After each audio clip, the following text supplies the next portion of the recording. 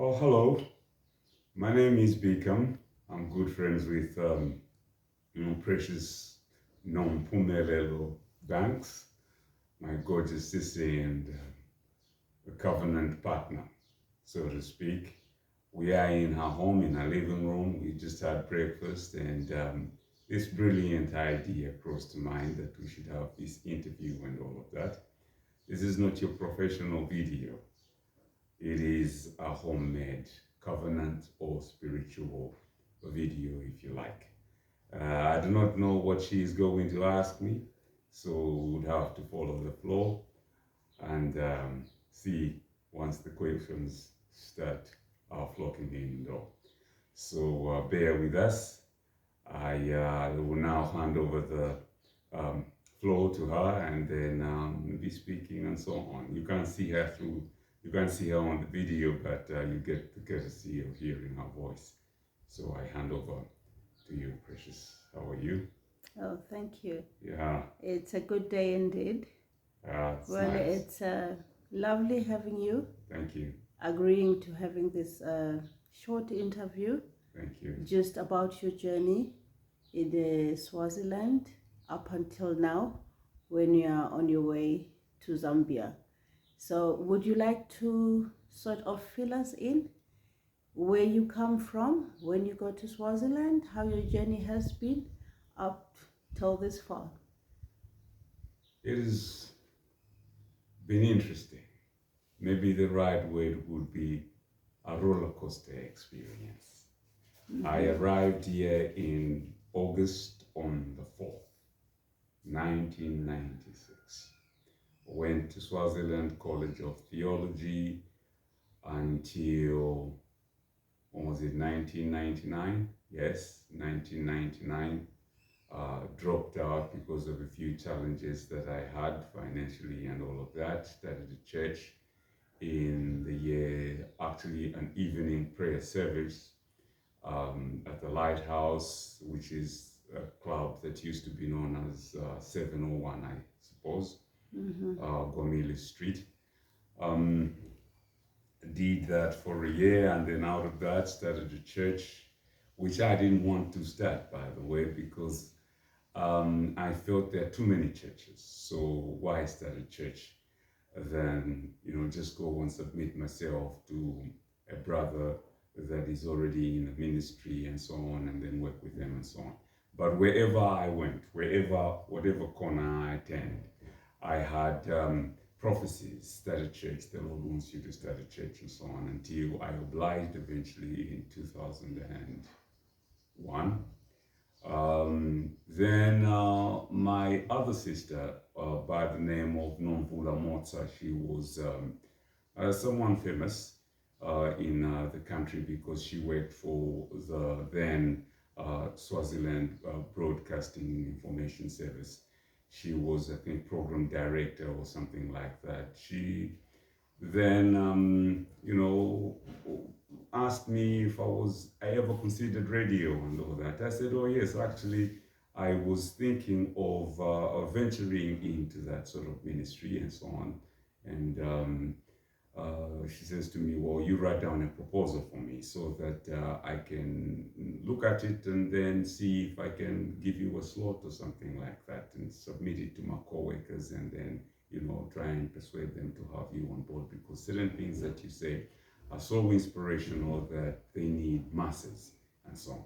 So in late 2001, I think it must have been in November or something, I then, this was just after I had written a book called Wounded But Still Anointed.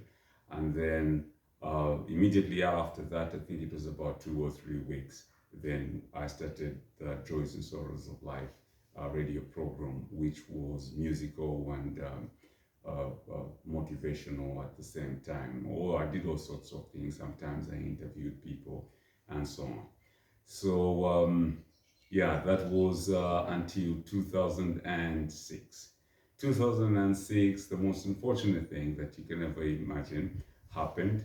We moved from the Lighthouse, the former 701, to a different place that I felt was big enough to accommodate dimensions of the vision that I have, as well as accommodate quite a bigger number of people who were coming in as a result of the impact of my radio program and all of that.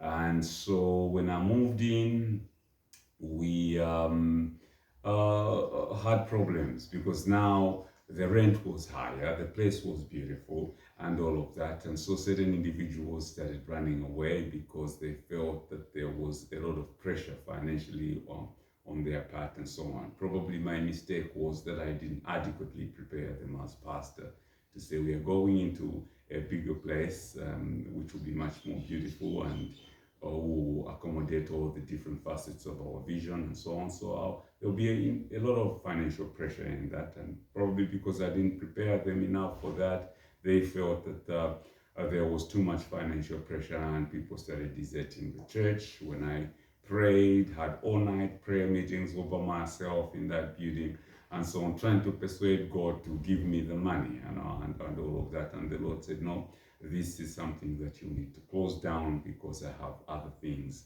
that I would like to educate you about and then use you to do that is lacking or missing in the church. You have had your fair share of experiences as pastor. You have seen how church operates, which you didn't want to start. Now I want to teach you certain things that you didn't know about church, of what you have experienced and so on. So 2007, we closed church. I was so broken. But then I thought, because this was my life, I got used to visiting people, praying for people, and that sort of thing. I got so broken that I couldn't minister, couldn't go anywhere. I was just home most of the time and so on, completely devastated. But then in 2008, when I finally picked myself up again, my computer had a problem. Took it to this Zimbabwean guy. He thought that was asking him to clean up the system, so he wiped out absolutely everything from the hard drive. Hold it right there, Mfundisi. I just need to find out, at your time when you're at your lowest, devastated because you've closed church, were you getting any support from the local pastors, like checking on you, encouraging you, since everyone must have, of course, known that you've actually closed the church? Was there any emotional support around you, No, around your peers? not at all. The only one that came after I had eventually picked myself up. And this was a man of God by the name of Petsa Dlamini, and I think under his wife's persuasion, also Pastor Paul Malichi from Zambia came to visit, and just to assure me that you know what, it's not the end, but the Lord God has definitely some great things for you in store. Otherwise, those were the only two that came about. The reports, or rather stories I was hearing from my former congregants, was that some preachers were even preaching about me, saying, well, he has played with the people of God and has played with God by closing that church and so on. And there are other things that were said that would hit, or that hit me quite a lot. But then through it all, managed to pick myself up after that. Mm-hmm. Yeah. And how do you feel as we speak about your peers, which is the other men of God, yes, who were not there, because I believe we should be our brother's keepers, aren't we? yes, Once one of us is down, we need to sort of help them up, yes, and be there for them. So how do you feel? Do you have some resentment, or have you forgiven them? I don't have any sort of resentment, because I appreciate what came after. Okay. I knew that there was something that God had in mind. So now that I have gone through it, looking back, I think that it was a blessing that they acted that way. That's the first thing. The second thing is that levels of maturity are different. And then the third thing is that the journey is personal. So certain individuals are not mature enough to understand that the journey is personal. I was experiencing something between me and God. I was following an instruction that He had given me. Now, because we don't live together and we never had fellowship together and so on, to where I would share these things, they interpreted my choice or decision to close down on the basis of what they saw, rather than on what was really happening behind closed doors or in the closet between me and Father. In that, yeah. Okay. So I never took it personal, but it did affect me, to be honest, because when people say things like that, I don't know of anyone that would not be affected, especially after you are already affected, that you feel God has not provided rather than the money that you needed, rather than giving you the grace of provision to continue with that, and so on. So it did affect me at the time, but I got over it. As a matter of fact, still, when I'm on Facebook, speak to some of the guys that, my peers that made those nasty comments. Okay, Yeah. that's the spirit, Mfundisi, because Thank you. Christianity is all about forgiveness. Yes. It is all about embracing one another. Yeah. Whatever flaws we have, that's the spirit which I think our Father wants us to have. Yeah. Well, fast forward, Mfundisi. You have picked yourself up. Yeah. Immediately I picked myself up. Now, after the computer had broke and the guy cleaned up everything, I sat there and I thought, okay, church gone. Materials I have worked on all of these years from when I started, also still storing it all up on that hard drive, has been cleaned up. So it looks like my entire spiritual life and ministerial life has been cleansed. So what do I do? So I'm lying down on the couch just thinking and really not wanting to have any kind of company or go out the house and so on, because I am hurt on that. Switch on the TV on these Christian, there is that, I don't know what they call it, and that the channel that hosts the different Christian programs in that. Then I was just, surfing and that, and then I found one where a man was being interviewed. A pastor was being interviewed that had just gone through a similar sort of situation as myself. Now, the most interesting thing was almost as if the man that was being interviewed was me, and I was actually having his form on the screen. Every single thing that he was going through at the time. And the answers that he was giving helped me to pick myself up, because I looked and I thought, it looks like the Lord wanted to show me a reflection of myself and where I am at right now, so that I can be able to see what I ought to do through the answers that he is giving in order to pick myself up. So from there, I picked myself up. I then started looking and thinking, okay, ministerially speaking, I now started thinking the way that I would think as a pastor, but then looking at what I did from the outside. What did I not do that I was supposed to have done? What was missing? What was my passion? What exactly did I want to achieve in order to bring unity in the body and progress that the world, would actually respect? So then I started writing these ideas down, all the different ideas, started preparing curriculums, different curriculums on how church has to be managed from the time that a congregant gets born again to the time they get into the church, and how they ought to be matured and released, so that we do not have a congestion within the building of people that are born again and spiritually constipated and do not have anything to do and so on. So I wrote all of this down: church administration, church management, and division of offices within the church, and so on. And then went on to kingdom, went on to the youth, went on to family. When a child is born, when you are getting, you are courting, what things to do, what things not to do. When the child gets in, well, is born, and all of that, where they grow up and they live, and you have your emptiness, so to speak, and so on. Prepared all those curriculums and so on. And then in it took me from 2008 to 2014. That was about 6 years, if I'm not mistaken. It took me about 6 years to put all those curriculums together and that.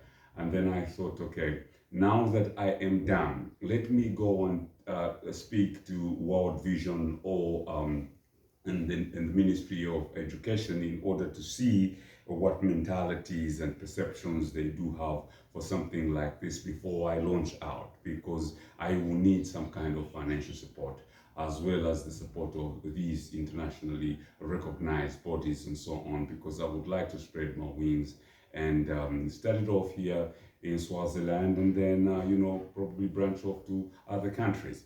So I went to the Ministry of Education, I had a discussion with them. It was wonderful, the support, the response and so on. And they made certain offers that I didn't want to take at the time, because I felt that it would be like throwing away the work that I have done in the 6 years. And World Vision was wonderful. They wanted me immediately, and they wanted me to start doing that immediately. So we were living in a place, by the grace of God, that was ours, a big portion of land that I thought that probably we could be able to use to develop it and set up structures that we would use in order to educate, like a training center of some sort and so on. But then the Lord came in and intervened. He says, "Oh, I understand what you're trying to do, but I am the author of this work, and I am the one that is going to provide for you all the resources and all the monies that you want." And this reminded me of a day that I was traveling with my family, and that we were coming from the same place in Ezulwini that I used to live at, and going up to Mbabane, and received a phone call from the United States. The caller was a lady by the name of Cindy Palmer. While I'm driving, the phone rings, and you're not supposed to answer the phone when you're driving. So I stopped by on the side, and then I said, "Oh, hello, this is Becalm." He says, "Oh, yes, Becalm, listen, I'm Cindy Palmer from the United States. The Lord has spoken to me about you, and He has said, do not worry about anything, because everything that you need has already been provided," and so on. Okay, I'll talk to you later. Thank you, bye. End of conversation. Then I sat there and I'm thinking, okay, this is now the third time that something like this has happened.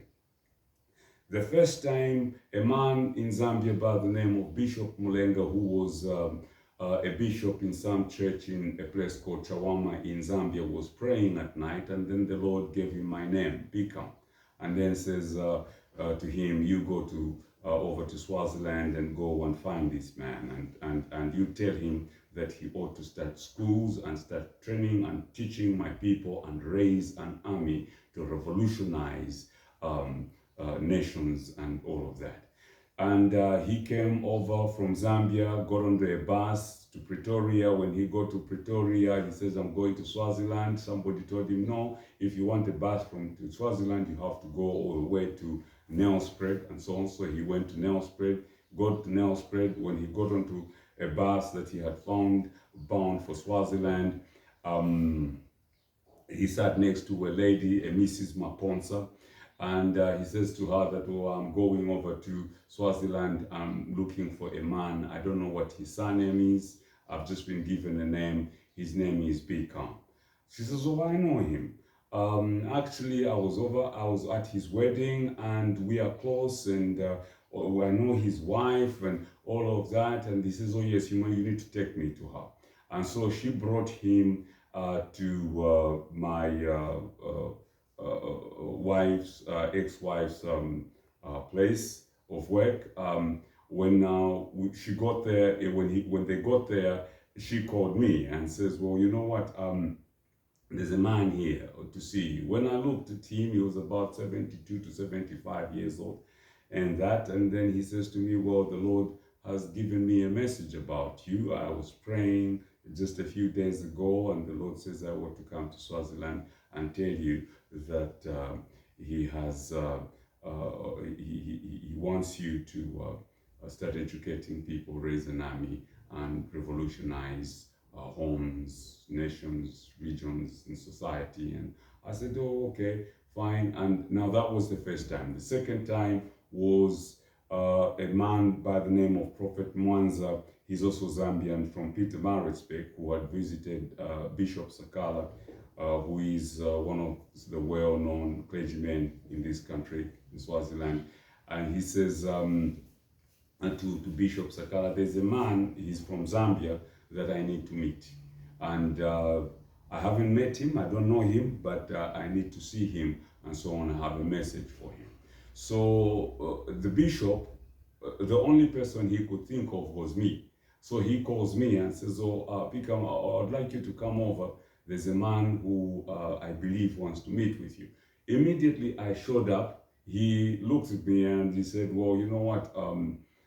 Yes, this is the one. He's the one that I wanted to speak to," and so on.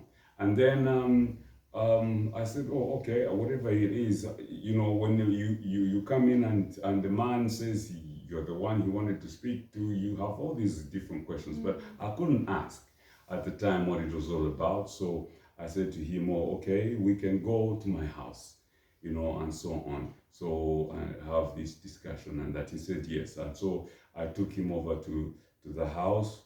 When we got there, he repeated what Bishop Mulenga had said. He said, "Well, the Lord would like you to raise an army and would like to teach you to teach, have schools, and so on, where you can be able to impart the things that He has imparted on you." So that was Cindy. Now was the third. Yeah, these were the first two. And then after Cindy, then all things just broke loose.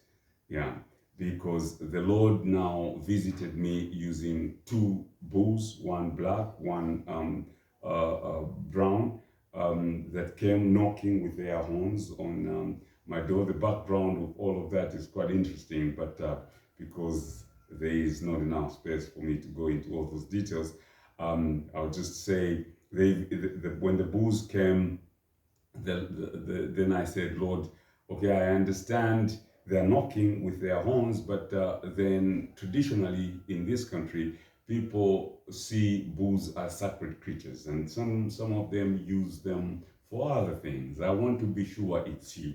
So I'm going to take a green bucket and a white bucket, and then I will present them before them in the garden, because they came into the compound where we were staying.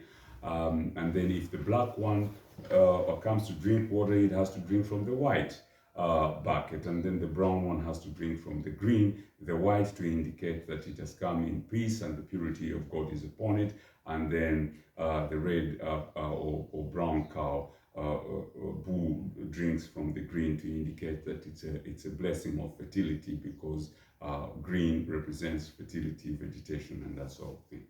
So I watched them from a distance. The black one went, drank from the white bucket, and then the red came, drank from the green bucket. So I saw that, oh, this is a peaceful thing. From then, a different whole preparation started. Now this was another 6 years now till it started in 2014, and this is where now, for those of you who are watching this is where now Precious came in, because immediately it started about a few days after, about a month or so after that, Precious then showed up. Probably she'll have to share what the Lord had led her to do and say. But anyway, to do and say at the time, that was a blessing to me. And from then on, she has been like a signpost that I have looked at to see certain changes and certain shifts and movements in the spirit realm and so on. And hence, I'm here in her house and have been to her other house in Azendondo and all of that. This is further up toward Mozambique, as you go toward Mozambique on your new road, Sikupe Airport, for those of you that live in Swaziland and so on. So anyway, she has been that, and so she came in, and that's how our relationship was reignited. I perceived who she was in the process and what the Lord God was doing, and hence we're here having this discussion and so on. So from that time, certain things, a lot of things have happened. I've learned quite a lot. I've learned how to be led and guided by birds, creatures, different sorts, and so on. I believe that the Lord God Almighty has blessed me beyond measure with understanding these different agents of creation in nature. For the Bible says, those that are sons of God are led by the Spirit, and nature is groaning for the manifestation of the sons of God and so on. So I believe that I've been through all of these ups and downs because the Lord Almighty wanted a new dimension introduced and taught to the church that has not existed before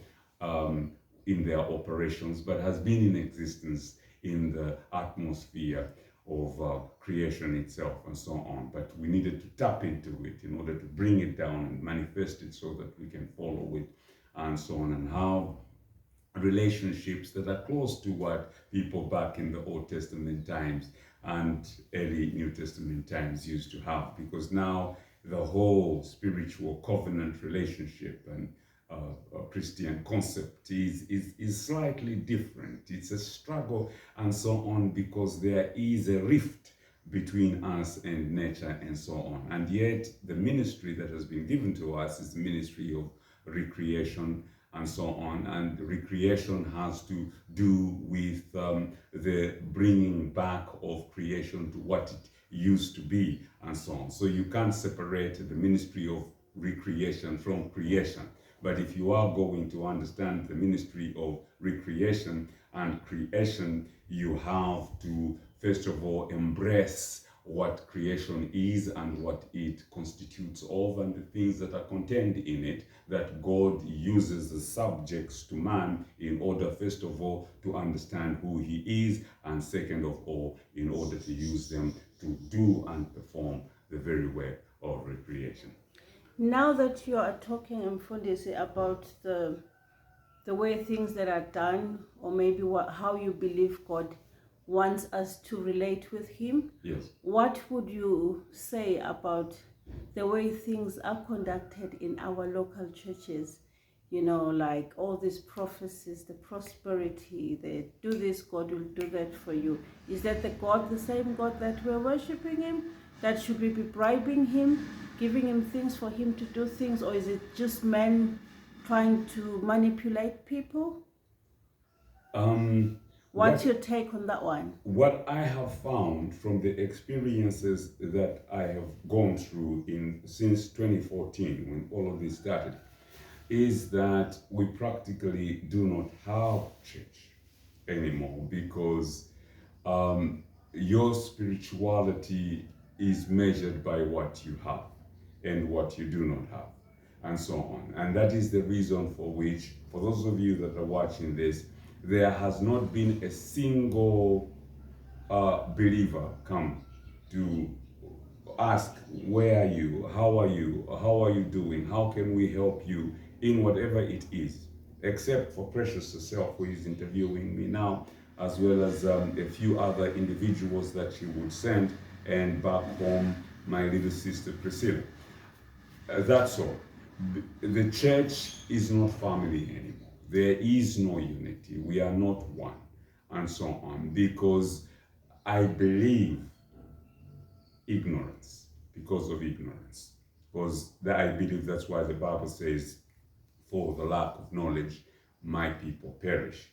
And so we would blame it on ignorance, yes, but ignorance is fought by study and diligence. So that means that there is not enough study that is conducted on the part of the clergy to find out from the scriptures, what are you saying, Lord? And also from the relationship with the Spirit of God, because He is the one that reveals all things, teaches all things, according to the book of John. I will send you the Spirit, and He shall remind you of all things, teach you of all things, and convict the world of its sins, and so on. So there are two things. There's a lack of knowledge from study, and there is a lack of cooperation with the Spirit or relationship. Because first of all, if there is going to be cooperation, there has to be a relationship. So what I see is there is no relationship. That's why there is no cooperation. And as a result, we are coming up with ideas and coming up with things that we think, well, you know what, this is what is going to work. And if we implement it as an idea, flash sort of idea that crosses our minds and it works, then it becomes a good thing for us to use. And if you have got certain individuals who have aspirations of ministry and you are on TV or anything like that, and you have people that get exposed to this, then they think, oh yeah, that's the good way to go. If it's working for him, definitely I can be able to borrow that idea and implement it in my church, even if you have not consulted with the Lord God. You just think that because he's doing it, obviously it's the right thing to do because it is of God, obviously he approves of it, and so on. And as a result, you will find that now we have got a lot of borrowed ideas which are improved and diversified that have got no sort of approval from the Father in that. So the problem is that, in my opinion, ignorance, relationship, and cooperation with the Spirit of God. How God uses me is different from how he will use the next person, even if it is over the same thing. That's why the Lord Yeshua Mashiach, Jesus Christ, would spit on certain people to heal them of blindness, and on others he would pray for them, and so on. He used different sort of means and ways of doing things when it came to certain particular situations, in this case, for instance, like blindness and so on. So we cannot copy other people's ideas. So we have just become one similar entity doing the same thing in different ways and so on. Yeah. So that is the problem at the moment. And I think also, to crown it all, it's a problem of brokenness. There is, if you have you have a relationship with the Spirit of God, you will cooperate with him. And if you cooperate with him, you will be broken. Yes. You will experience some kind of brokenness. Because God is not the one who does the breaking. It is the instruction that he gives you that breaks you. Yeah. So God's not the one that breaks. When he's not the one that breaks. When he gives you an instruction and you follow certain instructions, that means that there are certain things that you would need to avoid, and there are certain things that you will need to drop. There are certain things that you will need to accept and tolerate whilst you are obeying this particular instruction. So when certain things begin to drop off of you, you begin to be disfigured, so to speak, and you begin to appear in a different sort of light, which creates a hate of some sort. Because if you love to dress up, for instance, and you can no longer dress up because you are now following the instruction that God has given you, it hurts you. If you are a provider in the home and then the Lord says, no, you get out, I want you to do this, and you are doing that, and your family is at the end of the day living a different sort of lifestyle compared to the one that they lived before, whilst you were going through your smooth sailing life and so on, and now you cannot be able to feed them and cannot be able to do anything as a parent or a guardian or whatever, because you're following a particular instruction that God has given you, it hurts you. And all of that hate now is what generates what is known as the little or what we could call probably brokenness, and the little things that when you put them all together all culminate or all constitute the concept of brokenness. So God doesn't break you. What breaks you is the instruction and the pursuit of the instruction that He gives you. That is what breaks you, and that's the most painful thing. But then, when you continue to follow like that, the level of God that comes upon your life, in terms of wisdom, in terms of knowledge, in terms of the fear of the Lord, and the counsel of the Lord, and the understanding of the Lord, and the 7 dimensions of who God is, which are actually defined or expressed as the 7 spirits that comes upon you, is absolutely awesome. So give me something, give me yourself, but you cannot give me yourself completely like that. You give me yourself via the instructions that I give to you. I will give you the instruction. If you pursue it, you are going to be broken because of certain things that will leave you. But when you are broken, then I will come in and I will now begin to establish who I am in my 7-fold dimensions of operation and being in operation. These are the 7 spirits: the fear of the Lord, the counsel of the Lord, the might of the Lord, the wisdom of the Lord, the knowledge of the Lord, and so on. The 7 different spirits come upon you. So the level of fire then that you will carry is actually a reflection of the level of brokenness that you are experiencing. So if you want God this much, obey Him this much by the instructions that through the instructions that He gives you. But then if you obey God that much, then be sure of the fact that you will be broken.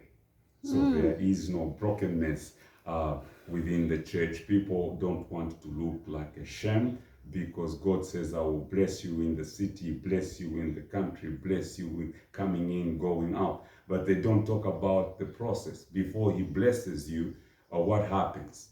And what happens when He blesses you? In between the time He blesses you and the time He begins to bless you, what happens in between that time? There is some kind of brokenness that has to happen. You have to see what me and you discussed. You have to go through the wilderness of Sinai before you come to the mountain of Sinai. You cannot be at the mountain of Sinai without having gone through the wilderness of Sinai. So Moses had to go through the wilderness of Sinai before, in fact, even the children of Israel, before they could be brought to the mountain of Sinai, where now the instructions and the commandments are given to you.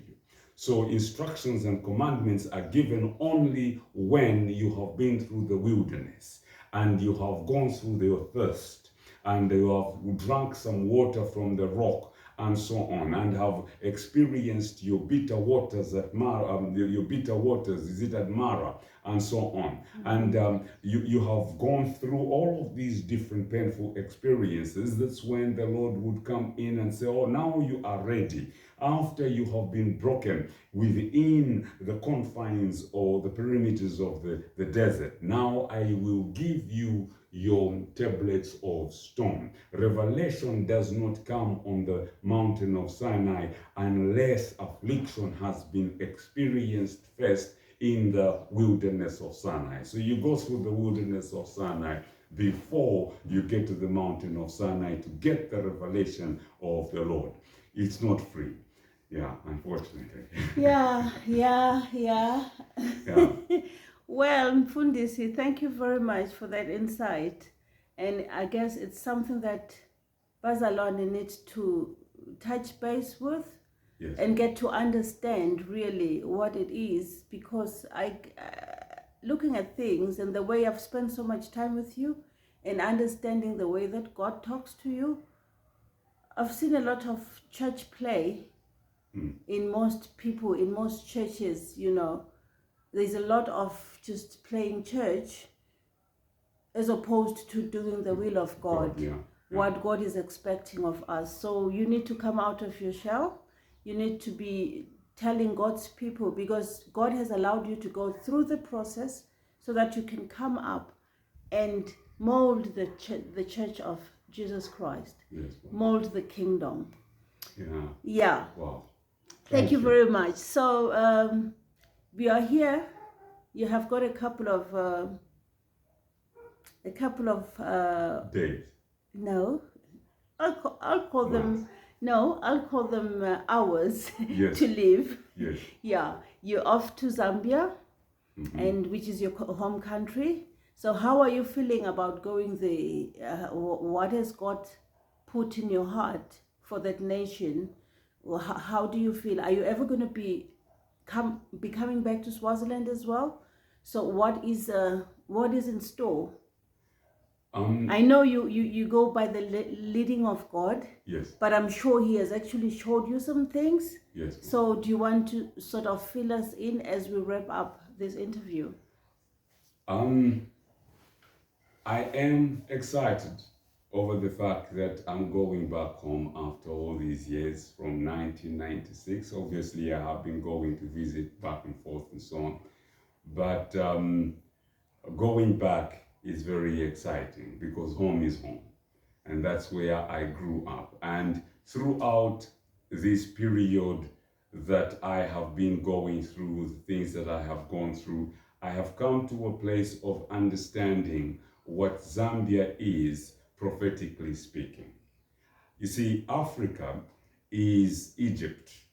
The word Egypt in the scriptures is not just confined, even if it is interpreted that way, theologically speaking, and so on and so forth. It's confined to that little country up, close to Ethiopia or just above Ethiopia, below the Mediterranean Sea, and that. It is Egypt is the place, is Africa as a whole. And the Lord said he shall build his altar in the center of Egypt. And that is in Zambia. Zambia has a prophetic destiny, and hence it is one that was actually announced and inaugurated as a Christian nation by a president. So that announcement by AFTJ Chiluba, the former and late president of Zambia, I think it was second from Kaunda and that, is that statement that Zambia is a Christian nation was bigger in the spirit realm than it was taken for at the time. And then when you also consider the number of rivers that are in Zambia and so on, I don't think there is any other country. I'm not good with geography and that, but it's a matter of research and finding out. Zambia is the only country that has got that many number of rivers and so on. And the things that I have seen prophetically that it represents as the Goshen of old, and now the modern Goshen that will play a role in the end time, the end time revival particularly, and firstly, the uniting of the 10 lost tribes of Israel. The 10 lost tribes of Israel, the restoration and the bringing them back together and taking them back to Israel. Zambia is going to play a very important role in that. As a matter of fact, most of there are Ngunis and there are Hebrews. There are only two sorts of, in Africa, sorts of groups of people. The Ngunis are the native Gentiles of Africa. And then the Hebrews are the ones who belong to the 10 tribes of Israel that parted during the time of Jeroboam and Rehoboam and were exiled into all the different nations and so on. So a great revival is about to take place, and it is going to begin from Zambia. and so on. And so that whole operation of the tabernacle, where you have a high priest and priests and a tabernacle and so on, is just about to be restored and about to be brought back into existence and operation, in order for the putting back of things as they were before, for the preparation now of the millennial kingdom, which is the kingdom that will be ruled by the Lord Yeshua Mashiach, which is Jesus Christ. And so now the whole concept is just about to begin in Zambia. And understanding these things, among other things, that would probably need scriptures for me to be able to show you certain things and the history of Zambia and certain events that have taken place, and marry the two and so on, and educate, that would enlighten a lot of people, and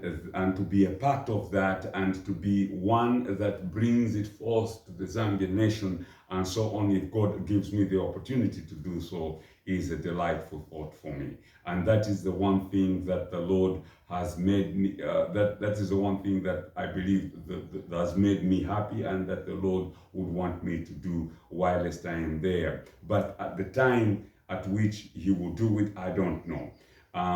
How He will do it, I don't know. But what is known as the sin of the Amorite, which also started among the Ngonis in Zambia and has been brought over to Swaziland and has been propagated through your ceremonies of the reed dance and the Ingwala and so on, which are actually expressions of the different facets of the sins of the Amorites, and is perfected from here, is a whole different thing altogether, which now, to answer your question, I will be coming back, obviously, to come and educate the Swazis and show them the scene of the Amorites and how it has been perfected in this country and so on, beginning from the Garden of Eden itself. Like, for instance, you have your reed dance. The reed was given as an object or an article of mockery to Jesus Christ when he was going over to be hanged on the cross. It was placed in his hand, because remember that it is at Cana where he performed his first miracle, turning water into wine. Wow. And the Bible also speaks about the fact that the reed, God will use the reed, or He will bless the reed, and He cannot forsake the reed, which is a figurative expression of a broken person and so on. And so the reed put in the Lord Yeshua Mashiach's hand and toward the cross was actually mockery rather than just a practice. It was mockery that was elevating the bow system and the system of the Amorite, which is the one that propagates the sin or the iniquity of the Amorite that God spoke to Abraham about when He said that your people will be slaves for about 400 years and so on. And there was the first 400 years, they were exiled into Babylon, Egypt, and so on. And now there was a different kind of 400 years. There are two 400 years. I wish we were opening the Bible. If I knew we were going to, so I could show you these things. So 400 years has now come to an end. And hence you have your COVID-19. And it's not COVID-20, it's not COVID-18, it's COVID-19. That number 19 also has its own significance in the spirit realm and as well as in the whole operation of numbers. Maybe just to, I don't know, tease you a little, just give you a little something to think about. Let me say this. When Jacob had gathered the children after he knew that he was about to go, he then said to Issachar, that you shall gather, Issachar, you shall gather the nations to the mountains. So the mantle for the end times is with Issachar. And the Bible then was quiet about the tribe of Issachar and so on until somewhere in the book of Chronicles where it says the sons of Issachar understood the times. Now, the articles that make times understandable is the article of Numbers. And so Numbers are important because they form a sort of numerical dimension of communication within the spirit realm. And so that grace is upon the sons of Issachar.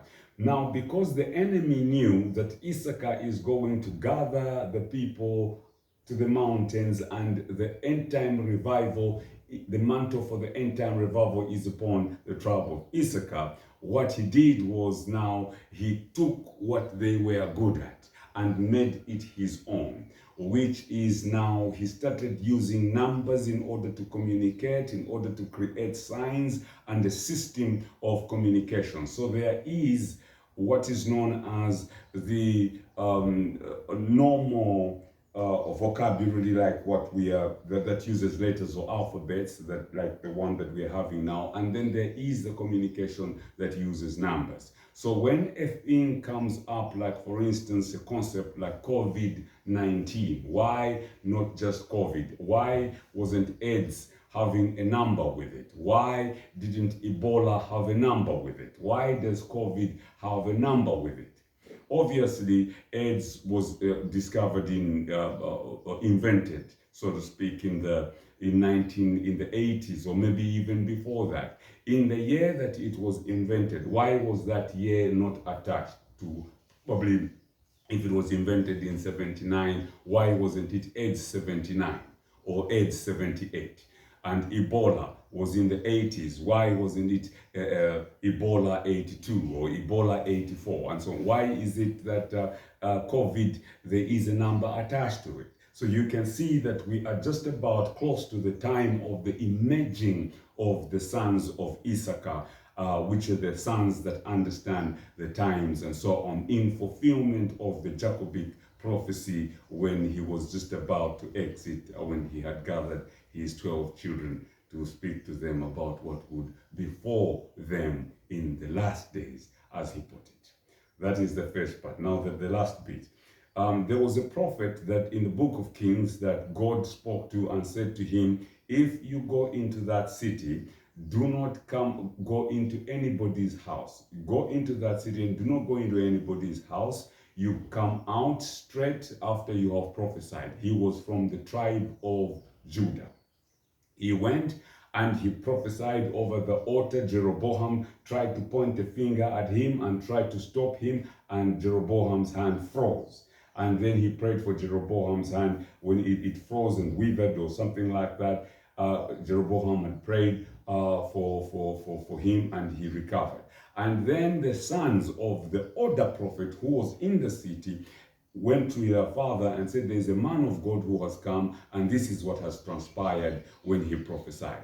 And then the man got onto the donkey and followed the prophet and the younger prophet. And then he said to him that, oh, look, God also uses me as a prophet.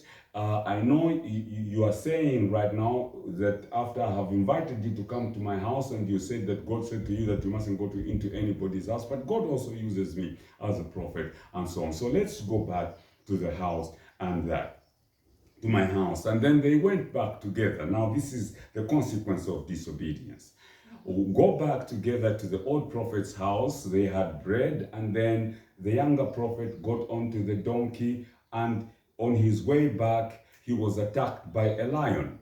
The lion brought him down from his donkey, and there he was. The lion didn't eat him. It didn't do any sort of harm, but it just killed him there. And as he lay on the ground, there was the donkey didn't run. The lion also didn't go away. It just stood there. The lion and the donkey stood together on top, or on the behalf, or on before the dead prophet. So now a lion and a donkey together. The lion doesn't it see meat in this donkey? Why are they together, and why are they standing over the dead prophet? Because the dead prophet represents an era that we are in now, and a prophetic era that has lost its meaning, that will go against God's instruction into things that it's not supposed to go into. Influenced by a generation of old that also doesn't have any kind of meaning. So we have a younger generation that is coming up with all these brilliant things that they are speaking about God, which is something that you had asked me about earlier on. We have all of these things that are being spoken about God, but then the problem is that they are built on the things of the older prophets that do not make sense. So we are actually having these great revelations from God, but we are diluting them with certain things of old that do not actually benefit or profit. And as a result, we have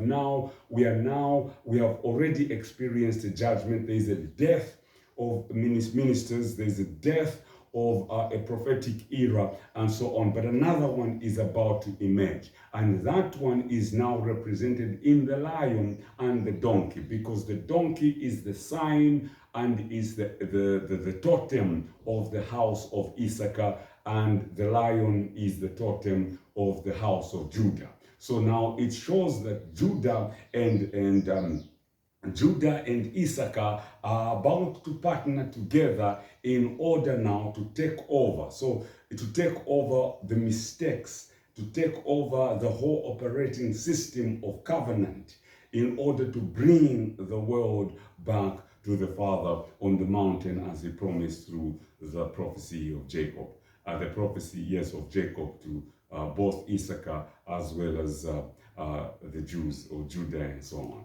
Yeah, so that is where we are at the moment, and that is why I'm excited about going back to bring this enlightenment to my folk, and then come back to this country and enlighten it on the different facets of the sin of Amorites that are practiced,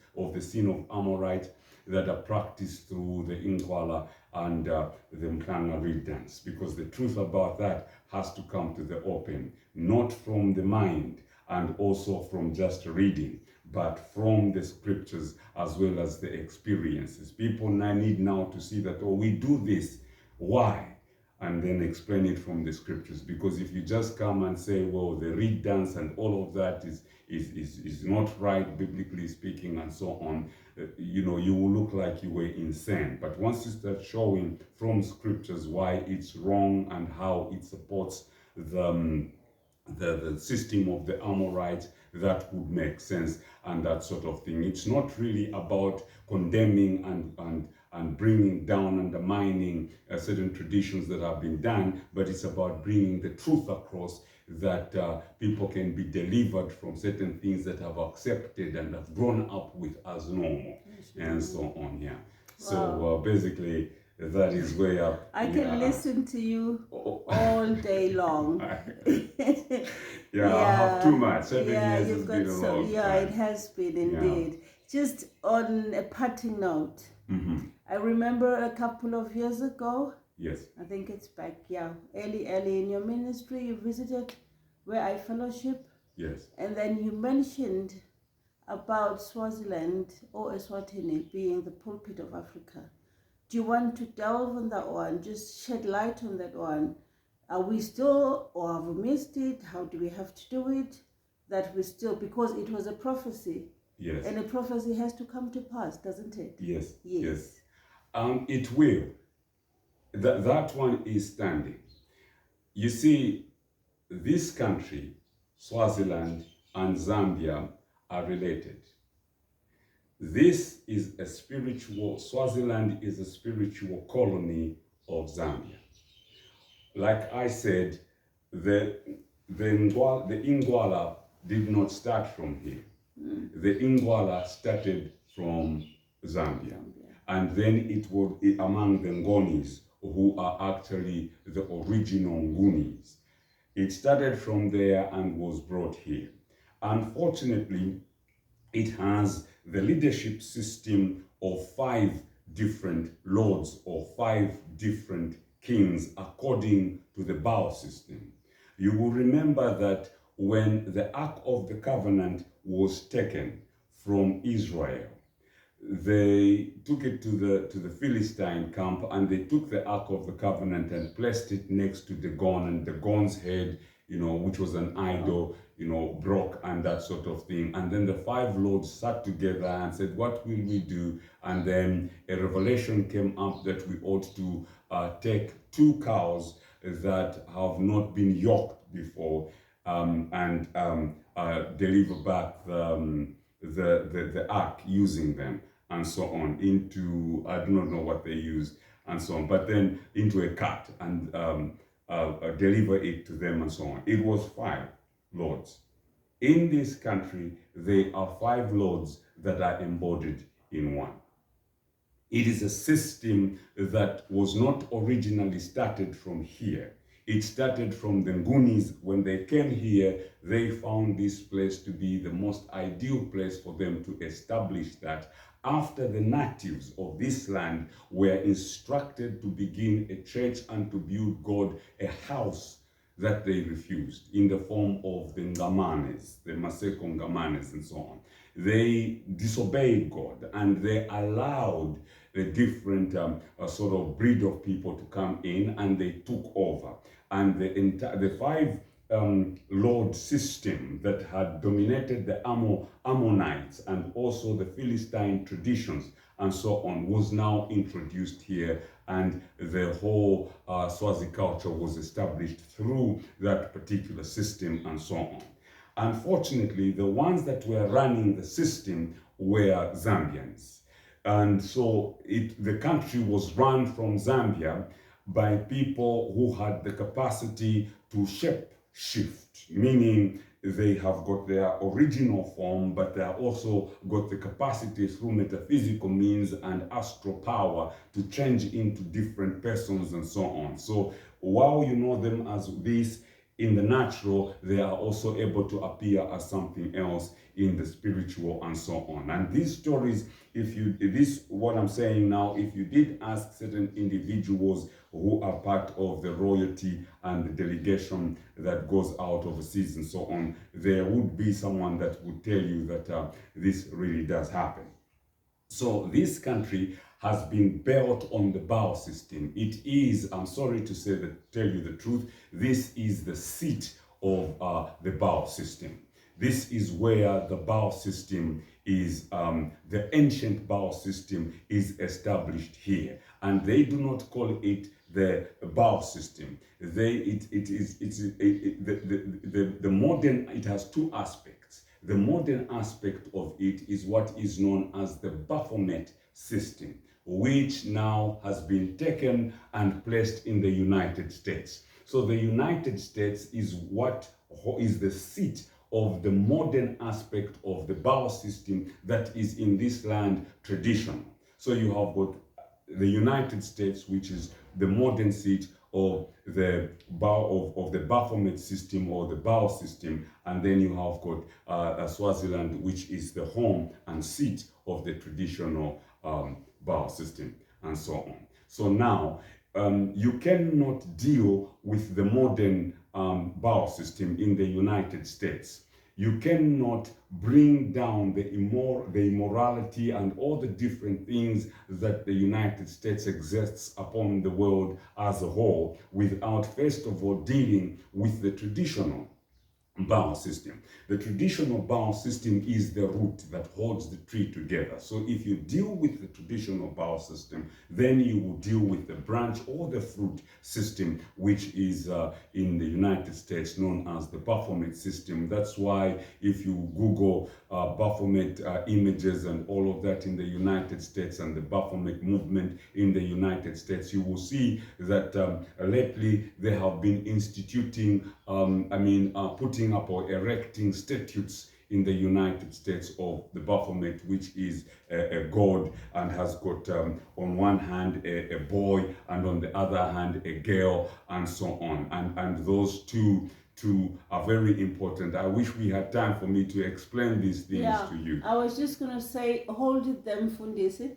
Yes, it's a bit deep, and we would need time to do that. Do a clip just on that so that you enlighten us on such things. Yes, ma'am. But now, what I get from you is Swaziland still remains the pulpit of Africa. Yes, and I was about to conclude with that. Now, let me conclude with that. Now, because of what it is as the seat of the Baal system and the iniquity of the Amorite, when God wipes this away, because it has infiltrated every nation across the world, this country runs every nation across the world through the sin of the Amorite. Believe me or not. That is why it is still a kingdom, and still what some call an absolute kingdom. It might not be so on the civil scale, but that is what it is in essence and traditionally and so on. So now when these things that constitute it and the things that are practiced that constitute this Baal system are brought across the world, the salvation that is going to come across the world is going to be absolutely phenomenal. So that is the reason for which now this is the pulpit of the world, not of Africa alone. Oh, okay. Yes, it is the pulpit of the world. Miles Monroe, when he was here just before his demise, he actually said that this country is not the pulpit of Africa alone, it's the pulpit of the world. It is going to, first of all, affect and infect the entire continent of Africa by the message that is going to come through about the exposition of the iniquity of the Amorites, because most of the 10 tribes of Israel are actually accommodated here in Africa. They are black and they are not white. So most of the 10 tribes of Israel are here. So that's why I was saying earlier on that you have the Ngunis and you have got the Hebrews. In this, on this continent, there are those two dimensions. They are the Ngunis and they are the Hebrews, and the Ngunis are Gentiles and so on. So that is the reason for which it will be the pulpit of Africa and the pulpit of the world, not because that's what God has selected it for necessarily, but because of what it is holding, which is actually preventing the flow and the movement of God and his covenant all across the world. Yeah. All right. Yes, ma'am. Well, this has been an eye-opener, just hearing your journey and bringing out some of these things that God has actually revealed to you as you journeyed with him, as you are journeying with him. So now I'll just like to take this time to thank you for accepting to this. Thank you. We don't know where this is going to reach out, who it's going to reach out to, but I pray and hope that it's going to be out there somehow. Yes. And I'm just wishing you all the best as you step out. Yes. And getting out of your shell. And stop saying it's not yet time, Mama. It's not yet time, Mama. Now it is time. I believe it is. Yeah. I believe it is. I started off in Zambia, got here. Now I'm going back. I'll be back here. And I went away briefly thinking that now I was gone, and the Lord, when I was in Zambia, says, no, we are not yet done. You need to go back to Swaziland to finish up. And I can see what it was exactly, because that he wanted us to finish up. It was something to do with numbers. I have understood the concept of numbers like you can't believe. You are a witness. We've spoken about this before and so on. So I thank you for the interview, and I just hope and pray that everyone out there gets to pray for me, because the burden that I am carrying is too heavy for me and too peculiar not to be noticed. And when you begin to be noticed and have gone through the hate that you have gone through and so on, it is very easy to be puffed up and also to feel proud and so on. So the one thing that I ask God all the time about, and which is something that I also present to all of you who are listening to this, is the request that you pray for me for humility above everything. That I remember that, you know, I am not what I do, and I am not what I have achieved, because those are a result of grace and simply fruits that I have plucked from the tree of relationship that I have with my Father, the Almighty Adonai. So I pray that you pray for me for humility, and that all of this does not get to my head. That my heart is secured from every single thing that I see with my eyes, I hear with my ears. People can say all sorts of things, do all sorts of things, and so on. So I pray that you pray for me that what my head experiences should not contaminate what God has filled my heart with. Yeah. Thank you so much, man. Siyabonga, Baba. Thank you.